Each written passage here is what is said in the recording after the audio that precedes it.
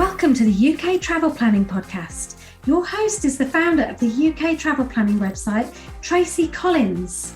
In this podcast, Tracy shares destination guides, travel tips, and itinerary ideas, as well as interviews with a variety of guests who share their knowledge and experience of UK travel to help you plan your perfect UK vacation. Join us as we explore the UK from cosmopolitan cities to quaint villages, from historic castles to beautiful islands, and from the picturesque countryside to seaside towns. Hi, and welcome to the UK Travel Planning Podcast. In this episode, our guest is Cheryl Ridpath Conway, who has recently returned with her family from a whirlwind 5.5-day trip to London. Cheryl created a fun-filled itinerary for her family, which included some of London's most popular attractions, such as the Tower of London and Westminster Abbey, plus a day trip outside the capital, a photo shoot, a trip to Harry Potter Studios, and 2 walk-in tours. In this episode, Cheryl chats through how she prepared for the visit and designed an itinerary which suited her family's interests, after deciding to head to London with only 6 weeks to prepare. Find out about their experiences visiting London in 2022, including reflections on the places they visited, tours they took, where they stayed, how they got around, best experiences, and tips to make the most of your visit. I'm really, really happy that you agreed to come onto the podcast today, Cheryl, and talk about your recent trip to London. I mean, it's absolutely fantastic. And you've been sharing some brilliant photos and your itinerary in the Facebook group. So I thought it was absolutely the best. The next step would be really for you to come on the podcast and talk about your trip. So would you like to just introduce yourself, tell us where you're from, a little bit about who you went with to London, and was it the first trip that you had to London? So there's a few questions I'm going to start you off with. I live in Southern California with my husband and our 3 kids, 2 teenagers and 1 almost teen, so 3 girls. Yep. And they are very good sports about photo ops, and they love museums probably more than I do, so and history.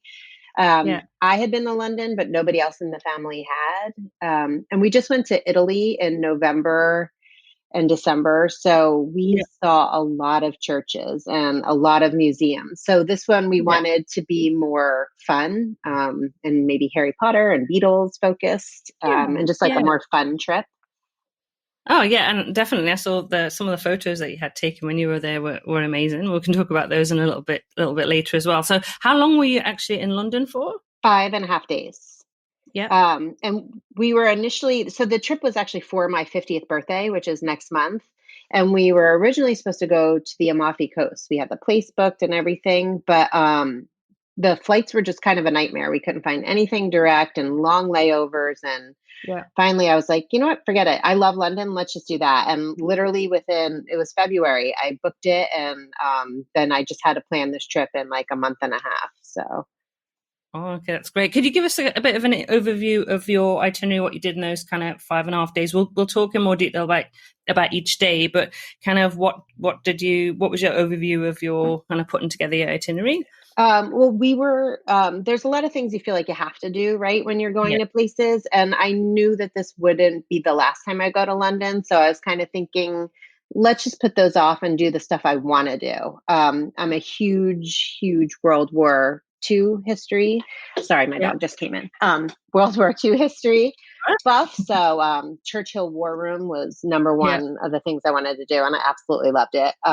And if you do go, I recommend reading The Splendid and the Vile prior to going, which is the biography on Winston Churchill. It really adds a lot of depth to your visit. And then, so like Tate Modern and National Gallery, St. Paul's, like none of it. We didn't do any of it. I was just saying you're going to go back again, so you can... We'll go back again. Did you kind of plan your itinerary to suit the interests of... Because obviously you had your 3 daughters, your husband and yourself, so you'd been to London before. So did you kind of lead the itinerary, or did you ask them for things that they were interested in doing as well? I know what they're interested in, so I tried to tailor it to their interests, but I plan it 100%. Yeah, like me, I have to look doing the planning as well. It's always the fun bit, isn't it, when you're doing all the research and... When we are going to a museum, I make them each pick one painting and research it and tell us about it, because it gets them more engaged in the museum. We did that when we went to the Louvre. But this was, like I said, it was just more like Harry Potter. We did a Jack the Ripper tour. We did a Harry Potter tour. And prior to going, we did Shakespeare's Globe Theater. So prior to going, we also watched Shakespeare in Love, which I think is R. So there was at one point where I hadn't checked the rating on it, but so they did show there's some nudity. I don't know if you know that, but it really helped our family feel like, wow, like this was like Shakespeare's time. It was really good to watch beforehand.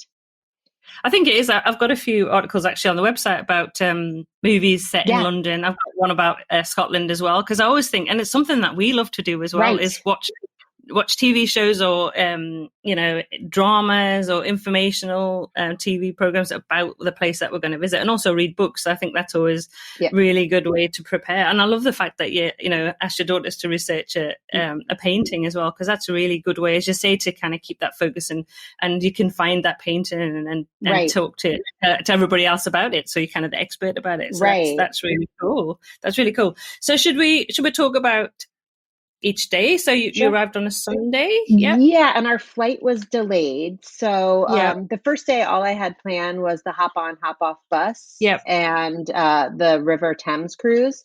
But because our flight was delayed, we missed the cruise. Right. Okay. But I thought, oh, no big deal, because we were actually doing the cruise as part of the Harry Potter walking tour on Friday. Yeah. But then it was so busy that day that they wound up refunding that. So we never got to do the River Thames cruise.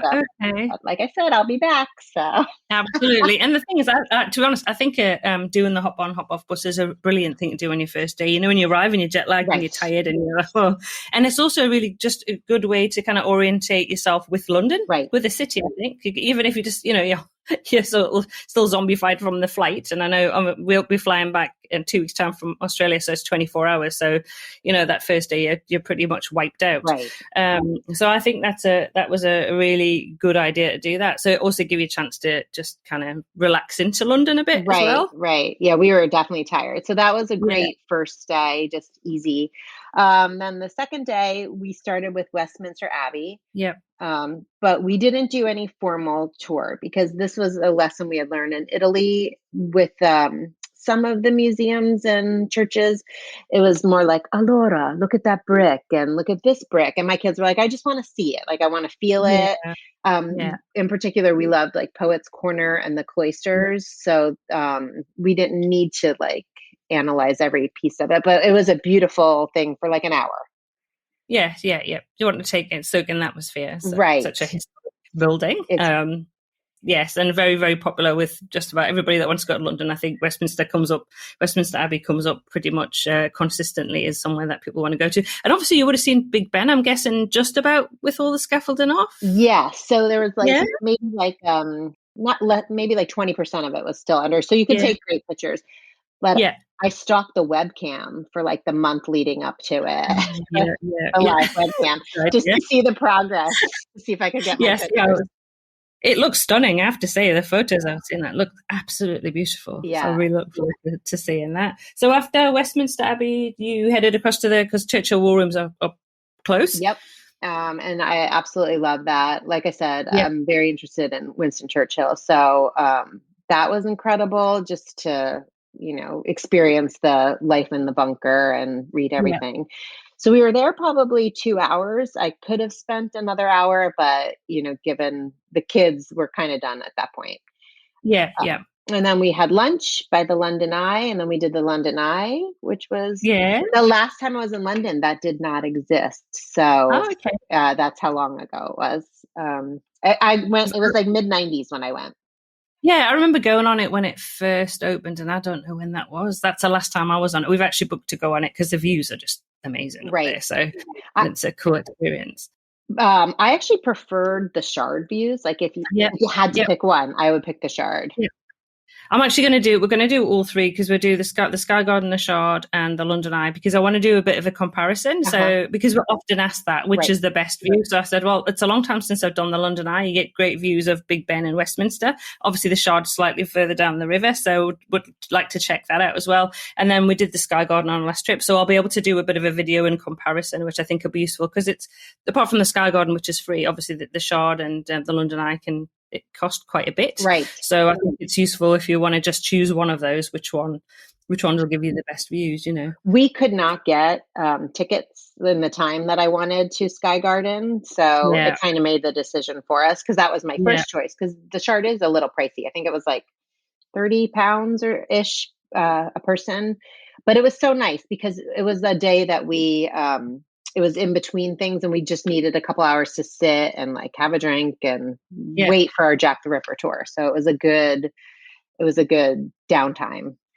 Yeah. No, that's okay, so back to day one. After that, then we went to Covent Garden. That was our final stop of the day. And I adored Covent Garden. The live music. I know that the performers have to audition for a spot. So they're all like really great. And the Apple Market changes daily. So the day that we went on a Monday, it was antiques and collectibles. But we actually went back later in the week because we were looking for prints and I knew it was like art later in the week. So we went back on Friday. But I loved Apple Market. I got a perfume at Penhaligon's. Wherever I go, I always buy a perfume because scent is your strongest sense of memory. And so that ties to the trip. So my daughter and I each got a bottle of Penhaligon's. Yeah. Oh no, that's amazing. Covent Garden's great. It's definitely it's where we're actually staying in Covent Garden. I just love that whole atmosphere of Covent Garden. Yes, it is touristy, I guess, as well, but it's amazing. There's so many fantastic restaurants, museums around there, the theatre district. So there's just so much. And as you say, all the street, there's lots of things to do and see. Yes, I loved it. So, I was actually looking to stay there initially, but just price-wise, because we're a family of 5, we wound up staying in Knightsbridge right next to Harrods because it was like half as much money a night. Oh yeah, well we're staying in London a few times, and we are moving around, shall we say, because of it does cost. By the time you start adding up, I think we've got about 8 nights in London altogether. So we're doing 3 in Covent Garden, and then kind of moving around the city, but just trying also different places so we can recommend different areas as well. I think it'll be really useful. So that was your first day. So did you have a meal when you went back to your did you say an Airbnb or? We did an Airbnb, in Knightsbridge. No, we ate at Honest Burger before the London Eye, and that was just kind of our big meal of the day. My kids have celiac disease, so I have to vet I have to know, like, I have a time here, and these are the restaurants that are safe. But there are several chains in London that are safe for celiac, Honest Burger, ZZ, Bella Italia, Pizza Express. So I think it's a question that's often asked actually because of celiac disease or any allergies and I think the UK is pretty good on that in terms of the menus and letting you know what's in or isn't in different meals. So did you kind of stuck to where you plan to go to, but did you find that it kind of catered well? Much better than the US. All of Europe is much better than the US. But it's definitely, you can't really wing it. You have to prepare ahead of time. And there are a few places I had contacted, and they were very transparent that they couldn't do safe. What's that? Peggy Portney's or that really Instagrammable. Yes. And they can't. So we didn't, but I love that they were honest and transparent about if they can safely handle it. No, that's good to know. I know when I did a recent post about afternoon teas because it's so popular, and I did check on all of the websites. I saw that. Thank you for doing that. Yeah, majority actually do say contact us, or they do offer that. Right. So I think they're very conscious of being able to be inclusive and offer to as many people as they can. I mean, and it's something that I think everybody's much more aware of. And I know sort of 20, 30 years ago, it wasn't as catered for as it is now. So that's positive, I think, for if you are traveling and you've got those sort of concerns or worries that you can prepare for that. Right. So Tuesday, I know you did a day trip, so I'm quite excited to hear about this. So the first thing I actually want to know about this is how did you choose where to go? Because there are so many amazing places to visit outside of London. I've been to Bath before. Yeah. I loved it. I saw today you said something about getting a Sally Lunn bun, and that was like one of my most vivid memories from 25 years ago is getting the clotted cream in the Sally Lunn bun. We did Yeah. because they can't safely do it for celiac, but I loved Bath. So I knew I wanted Bath, and I just feel like you have to see Stonehenge. But like I said, I don't know if you saw this on my Yeah. post, but I was basically going to Stonehenge to check a box. It wasn't something like I really wanted to do, but I could not have been more wrong. Like I absolutely loved it. When we arrived, it had been raining, and then it had just stopped raining, and it had been forecasted to rain all day. So I really think that deterred the crowds. So when we went, there was like 6 other people there, and as you know, there's like nothing, there's no development around the area other than that No. one road. So it was so easy with the lack of crowds and the lack of development to feel transported back 5,000 years ago to like a winter solstice festival. And we had been talking extensively about the history on the whole way over. So, Yeah. Yeah. oh gosh, I loved it. I did not think I was going to love it that much. And I think the visitor centre is amazing as well. I mean, the first time I went to Stonehenge ever, I was driving out to Wells, and at that point, I don't know, we're talking maybe 30 years ago, you could just pull over, Yeah, walk under a tunnel, and you were at the stones. Nobody really, I mean, people visited, but it wasn't as big right. a visit or as well known maybe as it is now. But and then I remember the last time I went, I couldn't believe it because there was a big car park and there was a visitor centre and then there was a bus to the stones, which was completely different to 30 Right. years ago. So it's good to know. And I think that sometimes puts people off. But I have said to people who want to go, I think the visitor centre is excellent. And you learn so much about the stones and you get to see what was found in the area. And gives you the history as much as they can put together of it. Right. Before you actually go out to the stones, which I think is a good way to prepare and just to know a bit more if you haven't already kind of done that research. Right. We took a private tour of the countryside, and we had a guide who was a history major, and so the whole hour out, he just told us about Stonehenge, and then on the way to Bath. So it was just a lot of information, but it was very helpful, and it really, like I said, enhanced that visit as well. Yeah, and so you decided, obviously, with that, you booked a private driver guide for that. So did he pick you up from the hotel and then take you? Yep. Did you design the day, or did you? I mean, how did you kind of set that up? He has plans, but you can tailor it to your vision. It's mytailoredtours.com. His name is Oz, and he's amazing. So helpful. But I wanted to do so. After that, we did Bath, and then Cotswolds is like an option. And usually people choose Castle Coombe or Lecoq, but I wanted to do both. One for like Instagram, and two for my kids are big Harry Potter fans. Yeah. So he's like, okay, we could shave a little off Stonehenge, shave a little off Bath, and like, so he was great. And he's like, I've never had people do so much in one day as you. But that's how we roll. Yeah, I guess it was an early start and then a late finish. Yeah, 7:30 start, and then I think 6:30 finish. I think one of those advantages I've taken, because I don't know, John Coupland, who does John England tours, who does tours of the Southeast England, is in the Facebook group. And, we did a chat with him a few episodes ago. I think it was episode 6. And, the advantages of actually having it is a bit more expensive. I'm not going to lie about that. It is then taking a group tour, even a smaller group tour. But I think the advantages are just the fact that you and we've done this a few times in different places in Europe as well. And you can learn so much, but you also get that kind of private driver guide experience. So you get everything tailored to you. Yeah. And even if we were on a bigger tour, I couldn't have lingered in a spot I wanted to linger. So that, I really love that. When we were in Italy, we did a day tour. And again, that was our favorite day there, of Tuscany, Pisa, Siena, and San Gimignano.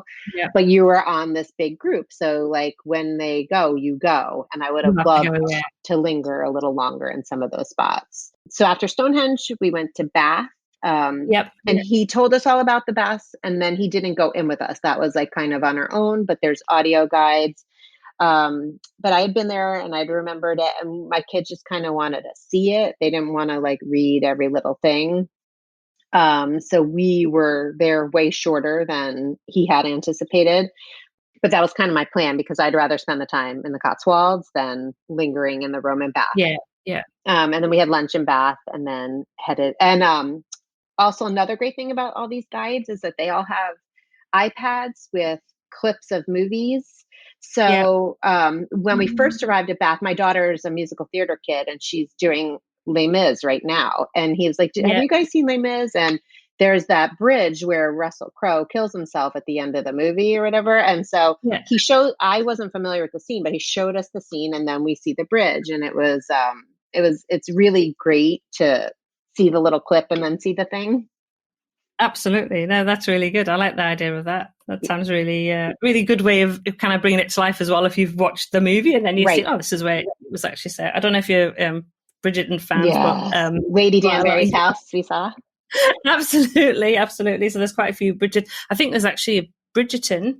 Now I've got to get this right. Bridgerton afternoon tea at the Jane Austen Centre. I've got to check that out. They'll probably tell me off if it's not, but that's what somebody's told me recently. So I do actually need to check that out and see if that is something that they're offering, because I think that would be pretty cool. Yeah, and there's quite a few Bridgerton themed tours as well around Bath would be quite interesting to take. So yeah, they film some of the Featherington stuff in One Royal Crescent.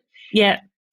We actually toured that as well, which wasn't on the original agenda that I had spoken to him about. But like I said, I wanted to shave time in the Roman Bath because I just wanted to see the bath and then see that was a really interesting, it's a museum set like it was in the late 1700s. Yes. Yeah. So if you want longer, have you been there recently?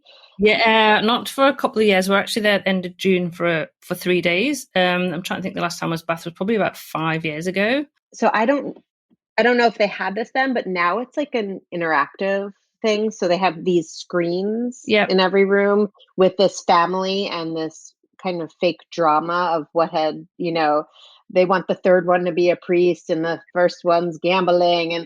But we opted not to follow along with that whole story and what's happening in the Americas with George Washington. We just wanted to see, the antiques and the beds and whatever. Yeah.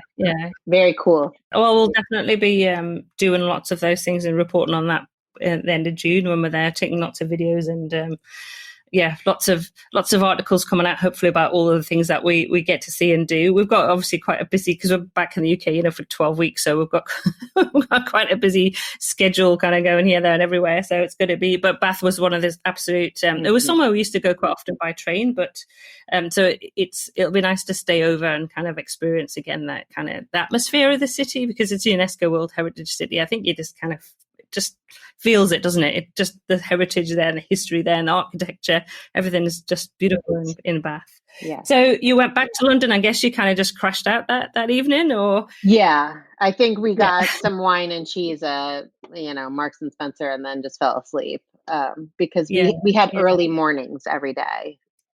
So then the next day. The next day. This is what I'm very excited to find out about this as well, because you had a photo shoot. Yes. So the next day we met our photographer at 8.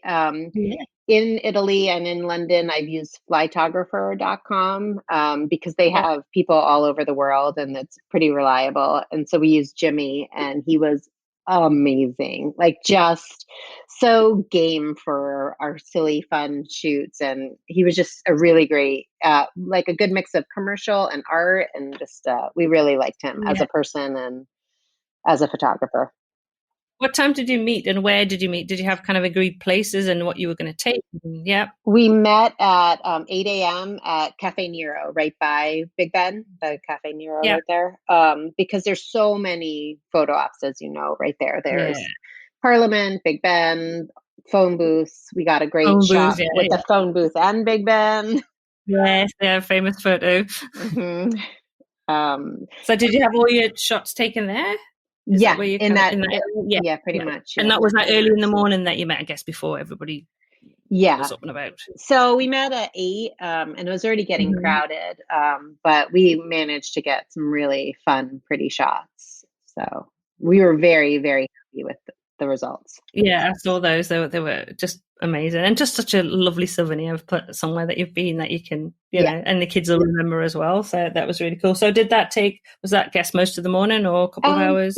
We were only scheduled for an hour, but he wound up going like almost 2. I mean, he was just so, I'm like, well, can I get the shot too? And he was just such a good sport and just really great to work with. Okay. So yeah, we did that probably for like an hour and a half to 2 hours. Yeah. Yeah. And then for the rest, so then I guess if you'd taken props and changes of clothes and stuff, did you change clothes quite a few times? Went home and dropped off my tiara and my teacup. Yeah. Yes. And then, we changed, and then we had lunch, and then we went to Warner Brothers. So yes. So how did you get there? So it was already all sold out. Like I said, we only booked this tour in February. So, I mean, this trip. Yeah. So everything was sold out. So I had to do a tour that included transportation, which I did through Evan Emmons. Yeah. We met at their office. You take a coach there. And then, but one of my daughters had to go to the bathroom. Like for some reason, she did not go at the tour place. So my husband and her had to get off the coach, go to like a McDonald's, and then Uber when we were already paying for this transportation and meet us at Warner Brothers. So. Oh no. Oh no. Yeah. I think if you go, I mean, obviously, if the trip is kind of last minute and like a few weeks before as yours were, it's difficult then to make because the Harry Potter it always gets booked up. Right. We've booked already for June. We booked that, I don't know, a few months ago because it is busy. But it's one of those things, I guess, that if you can't get tickets, because it's fairly easy to actually get to from London by public transport, train. Is that if that's always a godsend, isn't it? Is that if you can't get a ticket, that generally there will be a tour company that you can come with. Right. Can do that. It's more money, but at least my kids were able to go. So exactly. Rather than miss out. Yeah. They were very happy. Have you been? Yes. You get like the little passport and you stamp it around, but it was very cool to see. And we did Universal in Florida, the one that's connected with Hogwarts Express, the 2 parks. We live in Southern California, so we've done the one here a bunch. We've done Warner Brothers here. Like we really like Harry Potter. Yeah, you do.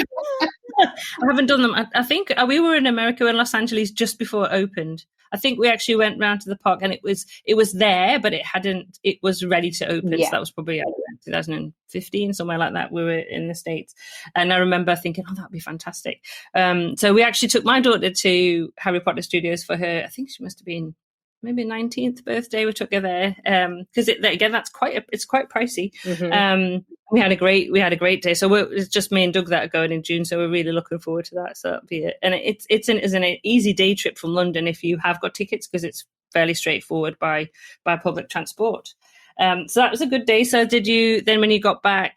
What sort of time did you get back from the tour? It was like 8 or 9. So it was a pretty late day. So again, just like had a couple bottles of wine. That was my dinner every night. Was just a bottle of wine. Yeah. And then so got there next day, so we're on to Thursday. So I know you had on your, because I've got a copy of your itinerary, the biggest walking day, and that's that comes up. I know I've been trying to walk more because I think that's something that can take a lot of people by surprise. Is just exactly how much walking you do when you're in London, right? Well, I do that. This was the one for my kids, and I was just trying to prepare them. I think it's a good thing to do because I think if you don't, it can take you by surprise by exactly how much you're going to do. But we actually didn't walk as much as I said on my agenda because we wound up taking quite a few Ubers. We took the tube once, but usually we just Ubered, which is not the most economical, but we were just trying to save time. I felt like we had such a limited time in London that I didn't want to spend an hour transferring. Yeah. Right. That makes sense. And also if you go on the underground, you don't see anything anyway. I mean, it's cool to go on the underground. It's a good experience, but you're underground, so you don't see a huge amount. Right. So taking Ubers is also a great way to get around. So you started off at the Tower of London? Yes.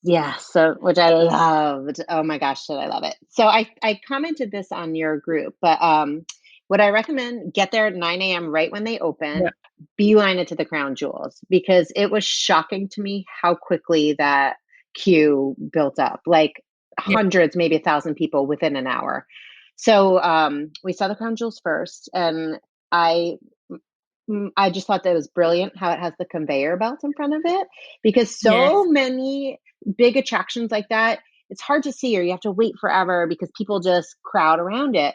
And that just slowly took you by all of them. Yeah. And I just thought that was brilliant. I don't know why every attraction in the world doesn't do that. But they were incredible. That is stunning, aren't they? Some of those you're like, wow. Right? They looked fake because they were so humongous. They're amazing. So and then I really wanted to do the Beefeater tour. One of my kids was sick, so she was just not feeling it.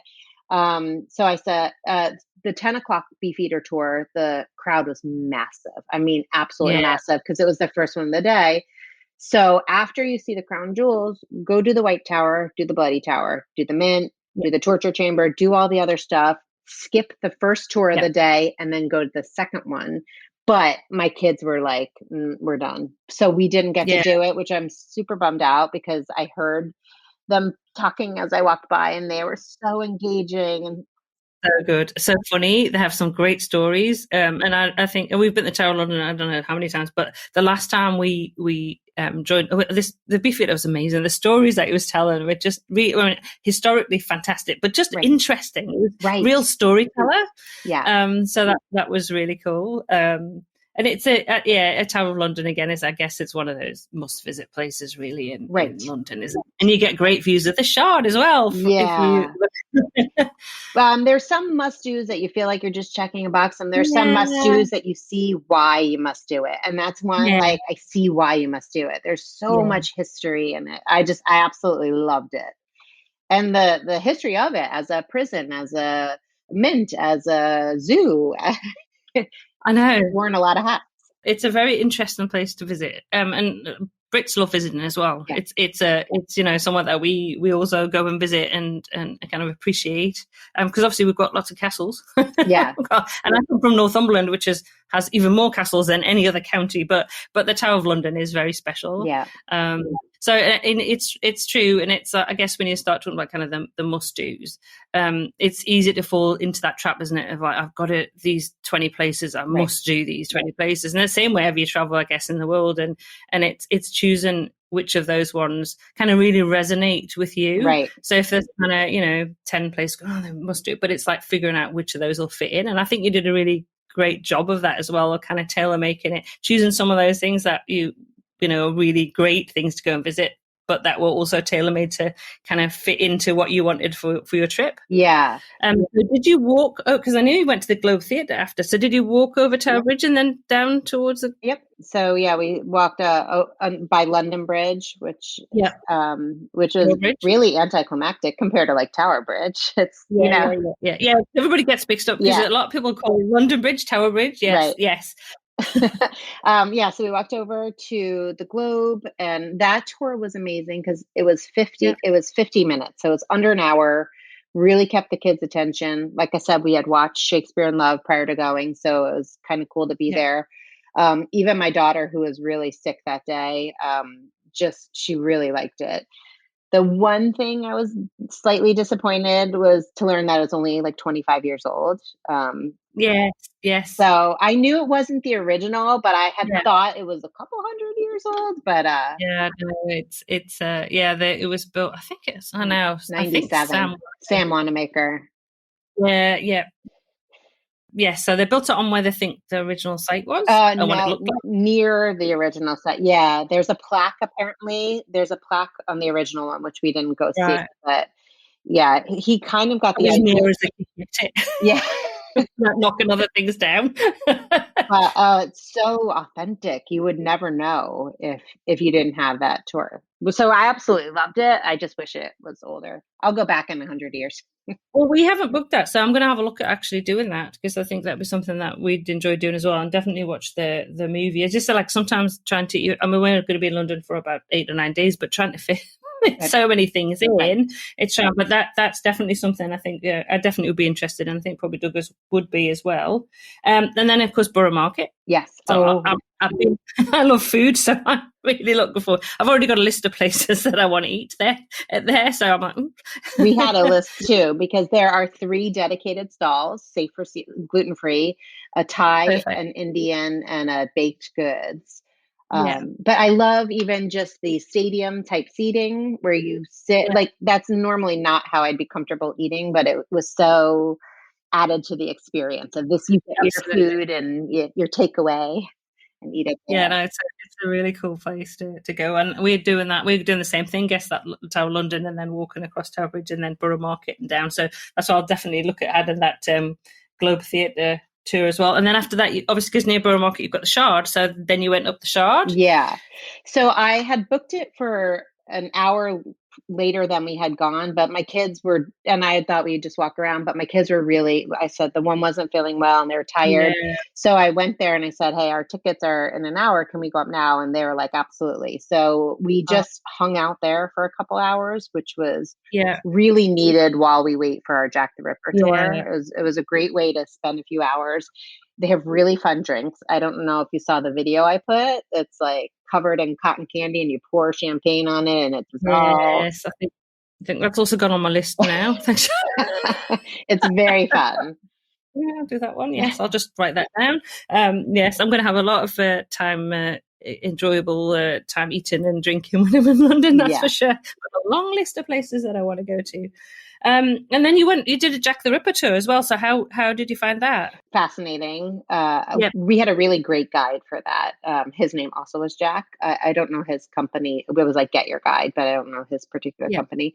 But I love that they tell you right away, like, we are not going to solve this mystery. Like, we still don't know who it is, but just really interesting, sad, but interesting story. So did you, when you went down from the Shard, did you get an Uber to where you met? No, we Jack walked. For that tour? We walked. Yeah. Go on. How long was that tour for? 2 hours. It was 7 to 9, and then we Ubered home at the end of the night because we were tired. Yeah, I can imagine. Well, that's it. Now we're on to the last day, the Friday, with, I have to tell you, the best photo I have ever seen. Really, honestly, your kids were great sports to do this, because I know you had to get up really early in the day. So you just want to tell the listeners what you did, because it's fabulous. So fabulous. Again, I stalked the webcam of Abbey Road. There's a live webcam, and I figured out what time would be the least trafficked and least pedestrians. And that was 6 a.m. shortly after sunrise. So we got up at 5, we got our suits on, and we headed over to Abbey Road Studios, and we took the Abbey Road picture. And we debated all morning, should we have Paul take her shoes off, but we didn't have a cigarette. So I'm like, it's really not authentic since we don't have a cigarette. So we let her keep her shoes on. But yeah, we recreated that iconic photo, and that was like our most liked photo of the trip. Oh yeah, so much fun, and as I say, it's so cool that your kids like agreed to get up and go and do that. And yeah, I mean, that's just it's a brilliant picture. So who took that picture? My husband. So then we have one of just him by himself crossing, and he's like, "This is so sad. Why didn't I take one with the kids?" I'm like, "I don't know. The future's female." Perfect. Absolutely brilliant. So then after that, you did another walking tour. So you did the Jack the Ripper one the previous day, and then you did a Harry Potter, because I know you've said you're obviously fans of Harry Potter. Right. So you did a Harry Potter walking tour. So how was that? So that was it. How I plan our trips is we hit it hard and we wake up early and we go late. But by the last day, I really like to wind down. So I only planned a few things for this day. So that was the Harry Potter walking tour. Like I said earlier, we couldn't do the boat ride portion that we had booked. They refunded it immediately, but it was a bummer because we never got to do our River Thames. But it was fun because they made it a game, and we're competitive nerds. So everybody's assigned to a team, and then you answer questions, and it's like 10 points for Gryffindor, right? So my husband and one daughter were Slytherins, and 3 of us were Ravenclaws, and like we were crushing them. And my husband's like, nobody likes you. Nobody likes the person who's answering everything. I'm like, shut up. But it made the tour a lot more fun. Fun, just being engaged like that. And again, she showed clips like, oh, that scene where, and then you see you're standing there. So that was fun, but I preferred if I had to pick one tour, I would have picked Jack the Ripper over Harry Oh, Potter. I just thought it was more of an interesting story. And yeah. okay. So how long did the Harry Potter one last? Was that Two an and a half, hour or two? 2.5 hours. Oh, okay, so that was quite a long time. And then we walked through Borough Market again on the Harry Potter one, and Okay. I ran into a vendor that I had seen the day before. So that was he's Irish. I have to tell you, everywhere I went, I was talking in a British accent, like bloody hell. And my kids are like, "Oh God, please stop! It's so insulting, so embarrassing." So I did it to a vendor. In Borough Market, he sells these like Prosecco rosé drinks for £5 that are so fun. Perfect. That's my list. He's like, actually, I'm Irish. And I'm like, oh, well, then top of the morning to you, whatever. He's like, nobody says that. So the next day we walk by, I'm like, oh, top of the morning to you. And the kids are like, oh God, Mom. But he's like, oh, it's me, wee long lost Irish sister. Do you remember? That's brilliant. That's such fun. So go there, get a Prosecco rosé and say, top of the morning to you. I will. I'll say that to him, and he's going to be like, "Hang on a second, what's going on?" Deja vu. I remember this. He was so fun. Oh no, that sounds really cool. And then you headed back to Harrods. No. Then we went to Fortnam and Mason. Okay. But we had a backpack and we changed in the restroom into like silk blouses. Because we were in all Harry Potter clothes, so I didn't want to wear that to tea. So we had an afternoon tea, 100% gluten-free, because I didn't want any cross-contamination on the table. But it was lovely. Oh, good. And I didn't know this, but they replenish everything. So if you're like, I love that chicken sandwich, you could have 8 of them, or the scones. Because I'm picky, so I didn't love, I don't like eggs, and so I like the chicken sandwich and the scones and the desserts. And I always love it because I love egg sandwiches. And don't you love it when you go to an afternoon tea? There's always something that you really love. There's always something that I go, oh, I want more of. Right. So it's brilliant when to do that. So where you can have as many of, because like for me, egg sandwich, yes please. I just have 10 egg sandwiches. I'll go with that. Or there's a nice quiche that there's there, or there's something. I'd always more go towards a savoury, and you're like, yes, please, I'll have more of those. So that's cool. So we'll definitely be doing Fortnum and Mason. I know we're doing quite a few afternoon teas. Yeah. We've got a few booked. So Fortnum and Mason is one that I really wanted to do. And did you do the Jubilee? Was it the Jubilee themed one? I know the store has like their Platinum Jubilee branding, but I don't know if the tea was. I don't know. Well, it sounds like you had a good meal though, and that's a good way, I guess. Before you were flying home the next day, weren't you? So get your very very typical English experience with the afternoon tea. Yeah. So I know everybody loved it. Oh, it was so fun. My daughter had been looking all week. She collects prints, like street art kind of prints, and we just didn't see them anywhere in London. So we're like, okay, let's go back to Covent Garden. So we went back. She found her prints because Friday was art day, and then we took some more red booth photos. And then because I really loved Covent Garden and Borough Market. Yeah, they're really cool. I remember when I grew up, red telephone booths were for telephones. I know now. I'm from the northeast. There was literally one where my grandparents lived. There was just one at the end of the street in the middle of like the grass that we actually used to have to use. And it's so funny because it's one of those kind of typical British things. But I do remember when they actually had a function rather than standing next to take photos. I know, but they can't get rid of them now because they're so iconic. Absolutely not. No, too iconic. It's a bit like the red post boxes, the red London buses. Those are two iconic. Yeah, there's a great spot, and I put this on your post too. In Covent Garden, next to the Royal Opera House, where there's 5 in a row, and then there's that like ballerina statue. So that's a really great photo op. They're not symmetrical, but 3 of them are. So if you have 3 kids, you can put them in front of 3 boxes and that. Oh, that's so cool. Well, I'll put anything like we've talked about, I'll put in the show notes as well and links to. And obviously when I'm back in the UK, I can add some photos to different places as well, which will be really good.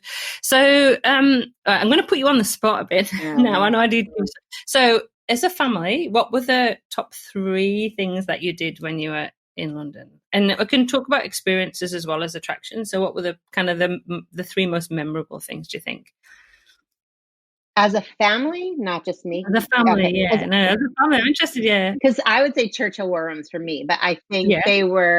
they liked it, but not as much as I did because they're not obsessed with World War II. But I think as a family, everybody loved the Globe, like really, really enjoyed that, and Tower of London.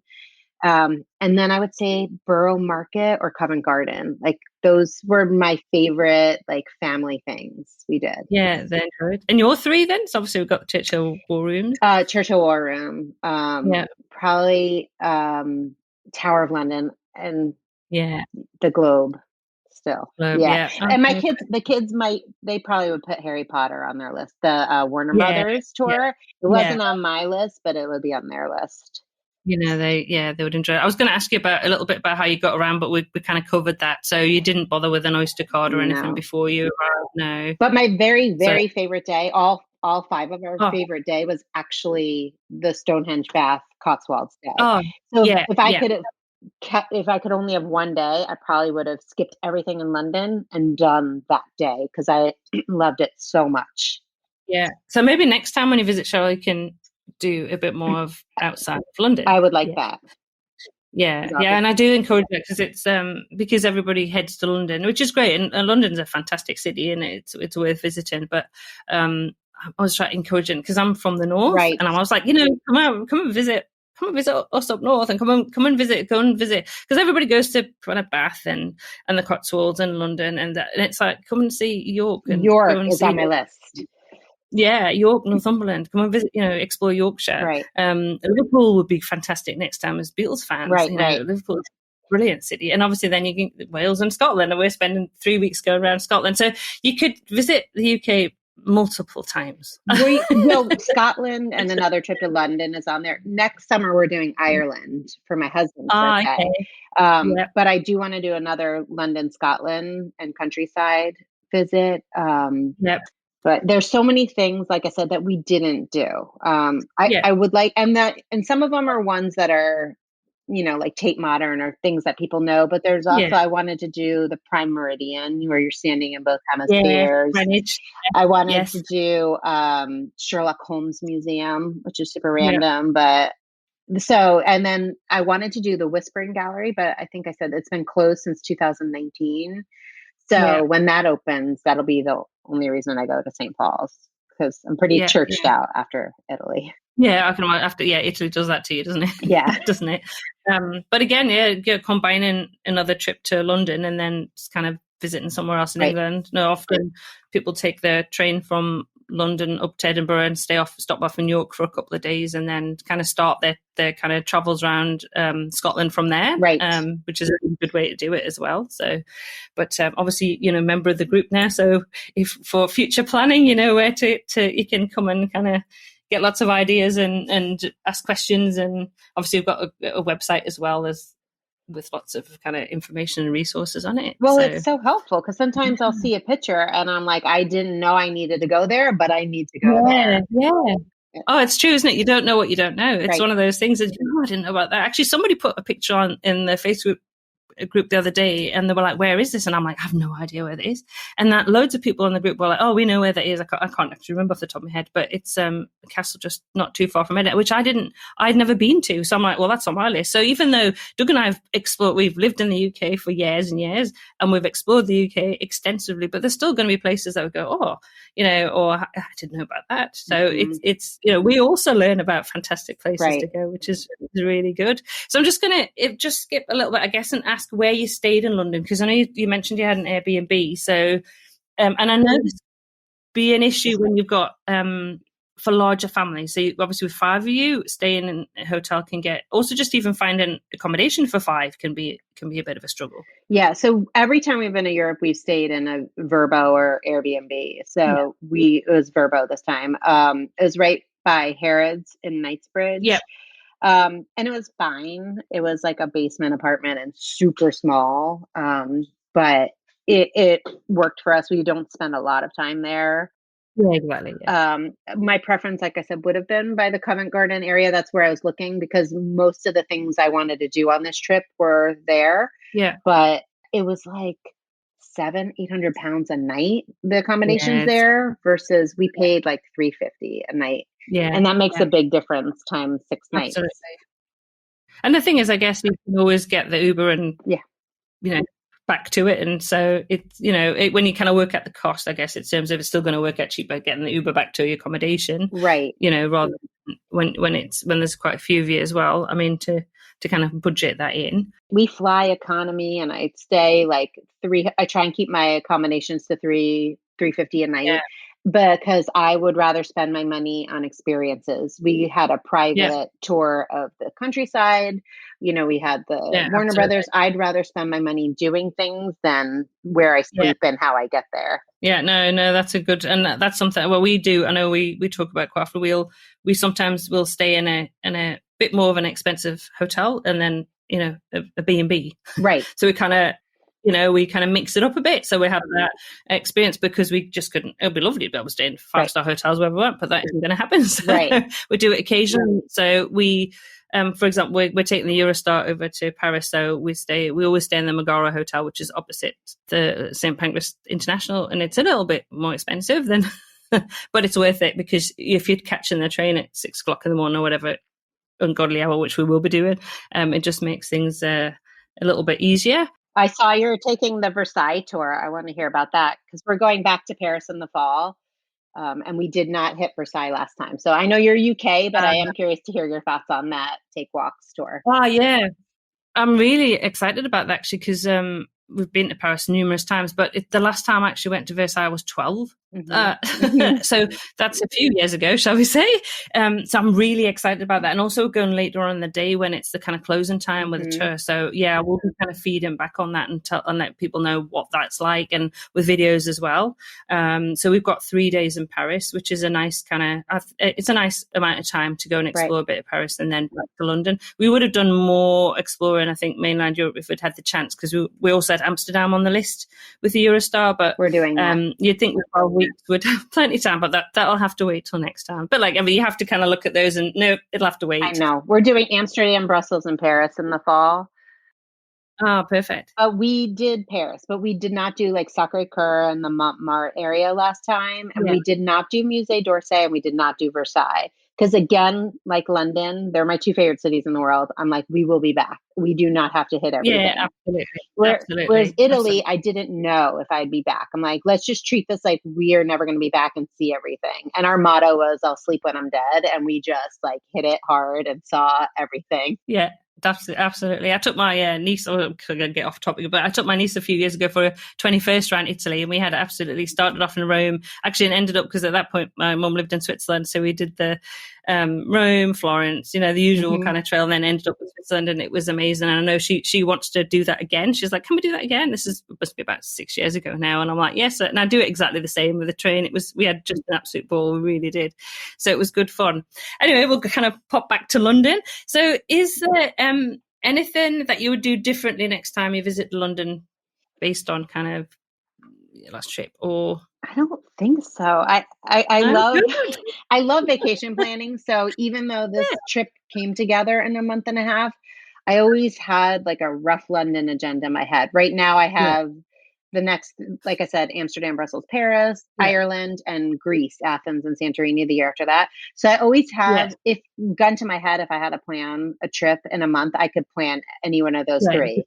So, I really, London was probably our most fun trip ever. Like it was just very tailored to kids. And it was very much, I didn't do anything that I felt like I had to do other than Stonehenge, which I wound up loving. Yeah, exactly. You really enjoyed it. So I always, this one question I always ask everybody who comes on the podcast, and is, what would be the one tip you would give anyone visiting London for the first time? Just do your research, because like I actually did not know about the Churchill War Rooms from my last visit 25 years ago. And I was watching a Rick Steves video and I was like, wait, what? And then obviously I bought books and it's now one of the number 1 attractions. I'd like to go to the Imperial War Rooms next time, but just do your research, because I would hate to get home and be like, oh my gosh, how did I not know that? And miss something that you would have really have liked to see. Yeah, no, that's a really good point. Well, Cheryl, I have to say thanks so much for coming on to the podcast today and giving us a report of your fabulous trip to London. Thank you. And thank you for your your Facebook group. I learned so much from it, and I just love seeing everybody's posts. So thank you for doing that for everyone. Oh no, we love that, because obviously, you know, with the Facebook group and the website, we've got lots of resources on the website now. I think we're heading to about 200 posts on there. Then we cover obviously London, England, Scotland, Wales, and Northern Ireland. I actually might put a section on for Ireland as well, because that's coming up more often. And obviously now the podcast. So it's great fun. We absolutely love doing it. And we love meeting people from all over the world. So, and finding out how your trips go as well. I think I'm just nosy as well. Love talking to people about holidays and about traveling. So it's just brilliant. So so thanks so much, Cheryl, for coming on. I really, really appreciate it. Thank you. It was so nice getting a face with a name behind the Facebook group. So thank you for having me. Oh, no, pleasure. I'm sure you will have enjoyed Cheryl's trip report as much as I did. You can find links to all the places and tours Cheryl mentioned in the show notes for this episode at uktravelplanning.com/episode 13. If you've enjoyed today's episode, please leave us a review and subscribe on your favorite podcast app. You can support our work with the Tip Your Guide button, which is located on the UK Travel Planning website. That just leaves me to say bye for now and happy UK travel planning.